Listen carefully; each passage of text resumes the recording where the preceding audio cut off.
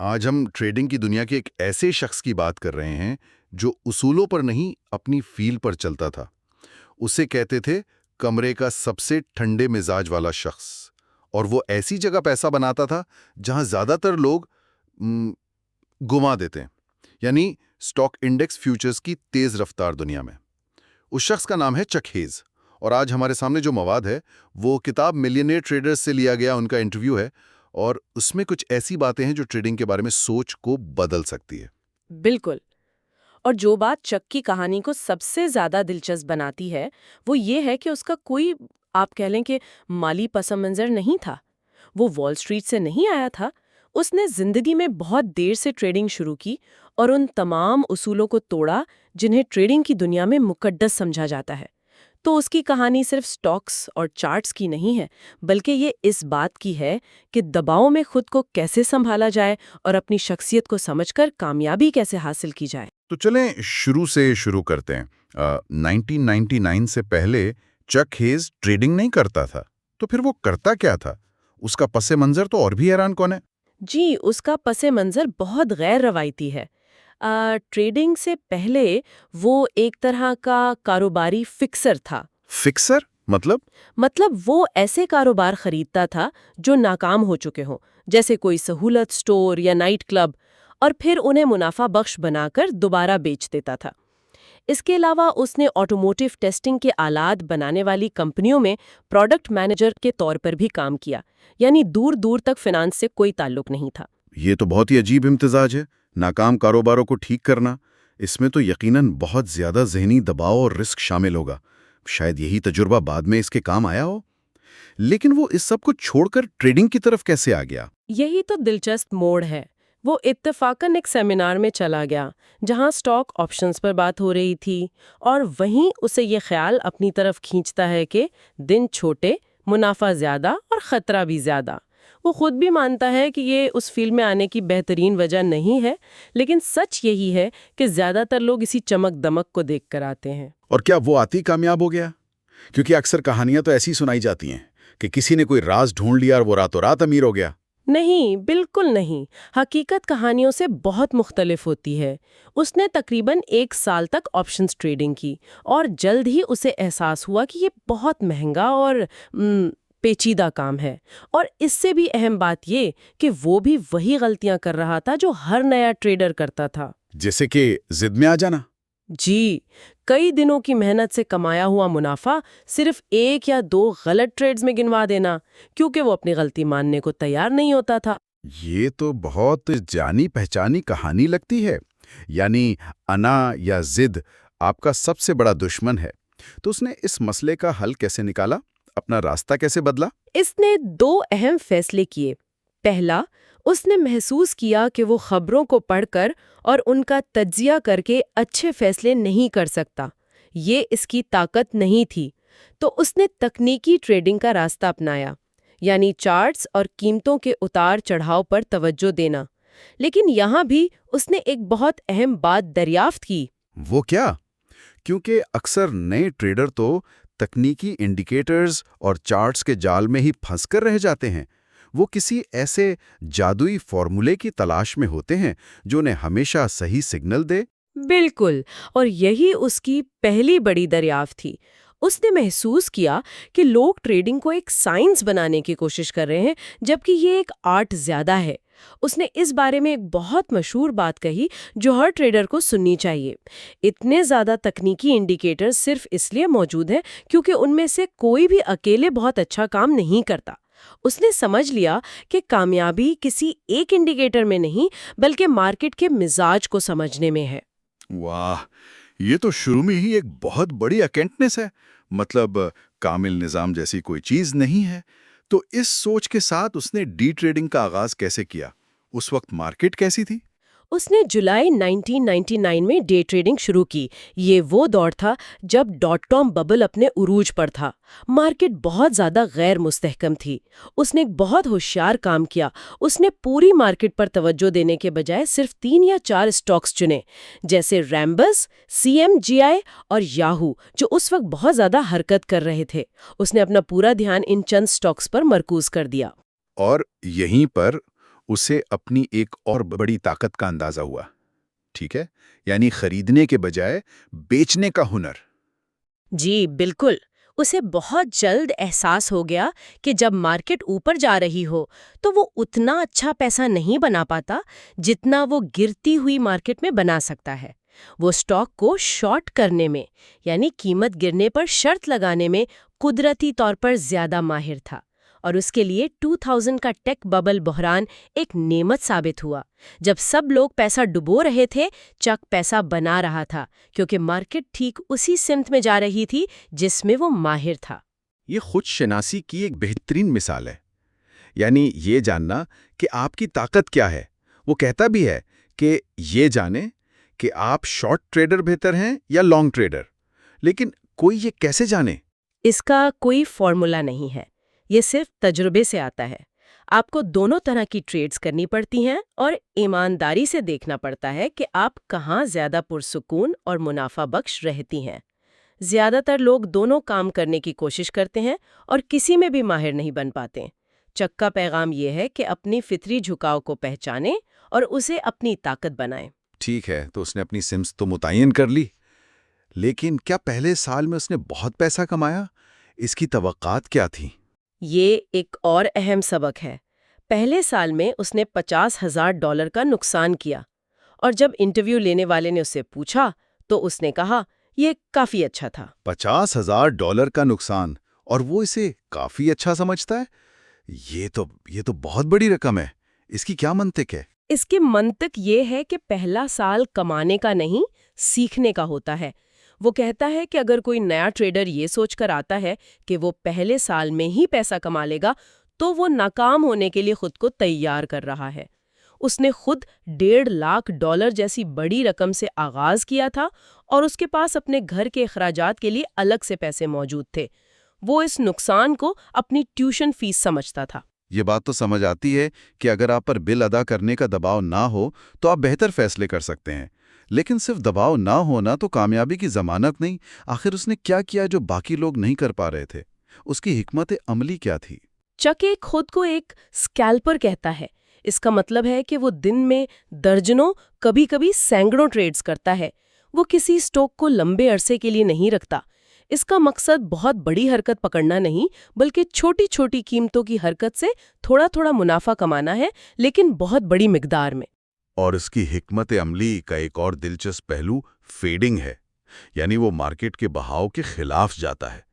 جب سب خرید رہے ہوتے ہیں وہ بیچنے کی سوچتا ہے۔ یہ تو بہت خطرناک لگتا ہے۔ خطرناک ہے، لیکن اس کی ایک نفسیاتی وجہ ہے۔ وہ خاص طور پر دن کے پہلے گھنٹے میں بہت فعال ہوتا ہے۔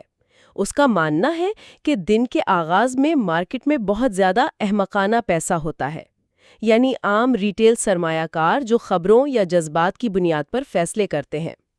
وہ اس جذباتیت اور افراتفری کا فائدہ اٹھاتا ہے۔ ٹھیک ہے، یہیں پر اس کی سب سے متنازع ٹیکنیک آتی ہے۔ میں نے پڑھا ہے کہ وہ ٹریڈنگ کے سب سے پہلے اصول کو توڑتا ہے۔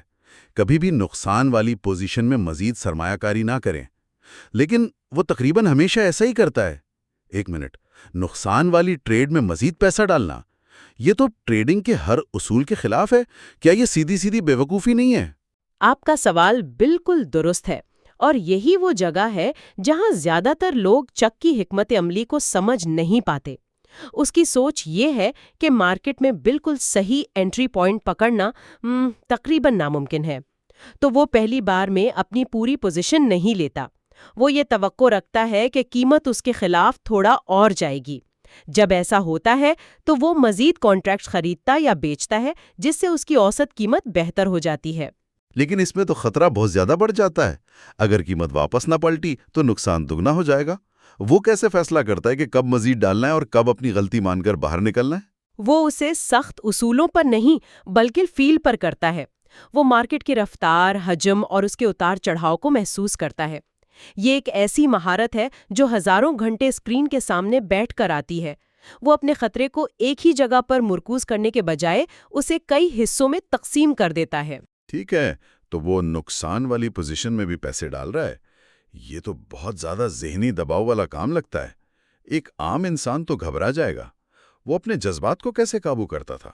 اس کی نفسیاتی مضبوطی اس کی کامیابی کا سب سے بڑا راز ہے۔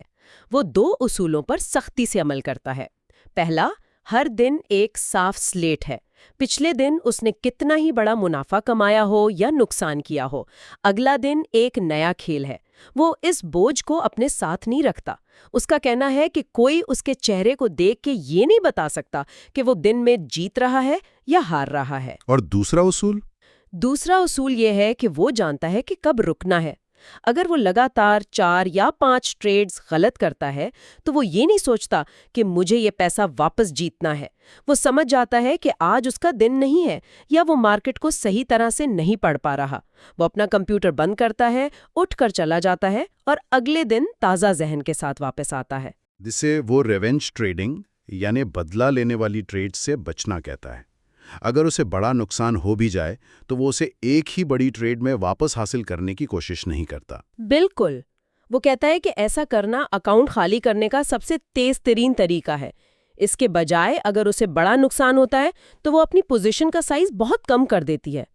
وہ چھوٹی چھوٹی آسان ٹریڈز کرتا ہے تاکہ اس کا اعتماد واپس آئے۔ وہ اپنی تال کو دوبارہ حاصل کرنے پر توجہ دیتا ہے، نہ کہ پیسے پر۔ یہ ایک پیشہ ور کھلاڑی کی ذہنیت ہے۔ کچھ سال سٹاکس میں کام کرنے کے بعد وہ فیوچرز کی طرف چلا گیا۔ ایسا کیوں کیا؟ فیوچرز کو تو اور بھی زیادہ خطرناک سمجھا جاتا ہے۔ اس کے ایک دوست نے اسے کہا تھا کہ اگر تم فیوچرز میں کامیاب ہو گئے تو تم کبھی پیچھے مڑ کر نہیں دیکھو گے۔ چک خود فیوچرز کو دنیا کا سب سے مشکل لیکن سب سے بہترین کھیل کہتا ہے۔ اس کی وجہ ہے لیوریج۔ فیوچرز میں آپ بہت کم سرمائے سے بہت بڑی پوزیشن کو کنٹرول کر سکتے ہیں۔ مثال کے طور پر S&P ای-منی فیوچرز میں آپ تقریباً $2,000 سے $70,000 مالیت کے سٹاکس کو کنٹرول کر سکتے ہیں۔ اس کا مطلب ہے کہ منافع بھی بہت تیزی سے بڑھ سکتا ہے لیکن نقصان بھی اتنی تیزی سے ہو سکتا ہے۔ یہ تو 2 دھاری تلوار ہے۔ بالکل، اور اسی لیے یہ ہر کسی کے بس کی بات نہیں۔ اس کی ایک تلخ حقیقت اس کے اپنے تجربے سے سامنے آتی ہے۔ چک نے تقریباً 30 لوگوں کو ذاتی طور پر ٹریڈنگ سکھائی۔ آپ کے خیال میں ان میں سے کتنے کامیاب ہوئے؟ مجھے نہیں معلوم، شاید آدھے، 10 یا 15۔ صرف 4، 30 میں سے صرف 4۔ کامیابی کی شرح 15% سے بھی کم تھی۔ صرف 10% کامیابی؟ یہ تو بہت ہی کم ہے۔ اس کا مطلب ہے کہ یہ صرف سیکھنے کی بات نہیں، کچھ اور بھی ہے۔ ناکام ہونے والوں میں کیا مشترک تھا؟ وہی پرانی وجوہات، ٹریڈنگ کو ایک سائنس سمجھنا اور جادوئی فارمولے کی تلاش، ضد اور اپنی غلطی نہ ماننا، نقصان سے جذباتی طور پر بہت زیادہ متاثر ہونا، اور سب سے اہم، صحیح وقت پر عمل کرنے سے ڈرنا۔ وہ تجزیہ تو کر لیتے تھے لیکن ٹریڈ لینے سے ہچکچاتے تھے۔ اس کے برعکس جو 4 لوگ کامیاب ہوئے ان میں ایک مشترکہ خصوصیت تھی۔ ان سب میں جیتنے کی شدید خواہش تھی، چاہے وہ تاش کھیل رہے ہوں یا ٹریڈنگ، انہیں جیتنا ہوتا تھا۔ تو یہ ایک خاص قسم کی شخصیت کا کھیل ہے۔ چک اس کا موازنہ مائیکل جارڈن یا ٹائیگر وڈ سے کرتا ہے، جو ہمیشہ جیتنے کا راستہ تلاش کرتے ہیں۔ یہ بھی دلچسپ ہے کہ وہ کہتا ہے کہ اس کا مقابلہ دوسرے ٹریڈر سے نہیں بلکہ خود سے ہے۔ جی، اس کے لیے یہ خود کو بہتر بنانے کا ایک ذاتی چیلنج ہے۔ وہ اس بات کی پرواہ نہیں کرتا کہ کوئی اور کتنا کما رہا ہے۔ اس کا پورا دھیان اپنی حکمت عملی پر عمل کرنے اور اپنے جذبات پر قابو پانے پر ہوتا ہے۔ اور اگر اس سے اس کی پوری حکمت عملی کا نچوڑ ایک جملے میں پوچھا جائے تو وہ کہتا ہے، ضدی مت بنو۔ آخر میں وہ نئے آنے والوں کے لیے سرمایہ کے بارے میں بہت صاف بات کرتا ہے۔ وہ کہتا ہے کہ اگر کوئی اس فیلڈ میں آنا چاہتا ہے تو اسے کتنے پیسوں سے آغاز کرنا چاہیے۔ وہ اس معاملے میں بہت حقیقت پسند ہے۔ وہ مشورہ دیتی ہے کہ فیوچرز ٹریڈنگ میں ہر ایک کانٹریکٹ کے لیے آپ کے اکاؤنٹ میں کم از کم $10,000 ہونے چاہیے، اور اس سے بھی بڑھ کر وہ کہتی ہے کہ اگر کوئی $1,00,000 سے کم کے ساتھ شروع کرتا ہے تو اس کے کامیاب ہونے کے امکانات بہت کم ہیں۔ $1,00,000 یہ تو بہت بڑی رقم ہے۔ جی، کیونکہ سیکھنے کے عمل میں آپ لازمی طور پر پیسہ گنوائیں گی۔ یہ آپ کی ٹیوشن فیس ہے۔ اگر آپ کے پاس کافی سرمایہ نہیں ہے تو آپ سیکھنے کا عمل پورا ہونے سے پہلے ہی کھیل سے باہر ہو جائیں گے۔ تو اگر ہم آج کی اس پوری گفتگو کا خلاصہ کریں تو چک ہیز کی کامیابی کسی خفیہ فارمولے یا روایتی اصولوں کی پیروی میں نہیں ہے۔ اس کا راز گہری خود شناسی میں ہے، یہ جاننے میں کہ آپ کی طاقت کیا ہے، غیر معمولی نفسیاتی مضبوطی میں ہے، ہر دن کو ایک نئی شروعات کے طور پر دیکھنے میں، اور ایک ایسی حکمت عملی بنانے میں ہے جو آپ کی شخصیت سے میل کھاتی ہو، چاہے وہ کتابوں کے خلاف ہی کیوں نہ ہو۔ بالکل۔ اس کی کہانی کا سبق یہ نہیں ہے کہ آپ بھی اس کی طرح نقصان والی پوزیشن میں اضافہ کرنا شروع کر دیں۔ سبق یہ ہے کہ اپنے لیے کیا کام کرتا ہے اسے ڈھونڈیں اور پھر اس پر عمل کرنے کے لیے نظم و ضبط پیدا کریں۔ اور اسی سے جڑی ایک آخری سوچ ذہن میں آتی ہے۔ وہ کیا ہے؟ چاک نے کہا کہ اس نے سب سے زیادہ اپنی ٹریڈنگ سے نہیں بلکہ دوسروں کو سکھانے کی کوشش سے سیکھا ہے۔ جب اس نے 30 لوگوں کو سکھایا تو اس نے دیکھا کہ ہر کوئی ایک ہی نفسیاتی چکر سے گزرتا ہے، شروع میں قسمت سے کامیابی، پھر بڑا نقصان اور پھر عمل کرنے سے ہچکچاہٹ۔ اس نے کہا کہ اصل فرق اس بات سے نہیں پڑتا کہ آپ کتنے ہوشیار ہیں، بلکہ اس بات سے پڑتا ہے کہ آپ اس مشکل مرحلے پر رد عمل کیسے دیتے ہیں۔ تو سوچنے کی بات یہ ہے کہ کسی بھی ایسے شعبے میں جہاں دباؤ میں کارکردگی دکھانی ہو، چاہے وہ کھیل ہو، کاروبار ہو یا زندگی، کامیابی کا کتنا انحصار مہارت حاصل کرنے پر ہے اور کتنا انحصار اپنی ناگزیر ناکامیوں پر اپنے رد عمل کو قابو کرنے کی صلاحیت پر ہے۔